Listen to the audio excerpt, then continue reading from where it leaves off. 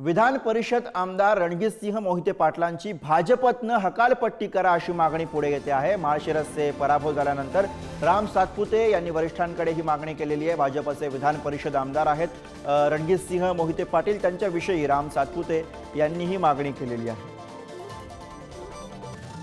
घरातल्या लोकांनी विरोधात प्रचार केला, त्यांच्या मुलांनी विरोधात प्रचार केला, त्याच्यामुळे ते कुठे हे सांगायची गरज नाही।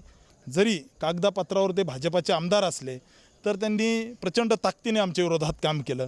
पूर्ण मोहिते पाटील परिवाराने पूर्ण ताकदीने आमच्या विरोधात काम केलं। हे तालुक्याने नाही तर जिल्ह्याने बघितलं। आता तो पक्षाचा निर्णय, परंतु पक्षाने सगळं बघितलंय, आमच्या राज्यातल्या नेत्यांनी सगळ्यांनी बघितलेलं आहे। जो काही निर्णय होईल तो देवेंद्रजी घेतील। तालुक्यातल्या कार्यकर्त्यांची जी मागणी असेल ती मी पक्षासमोर मांडेल, परंतु जो काही निर्णय तो सगळ्याला विश्वासात घेऊनच पार्टी या ठिकाणी निर्णय घेईल असा मला विश्वास आहे।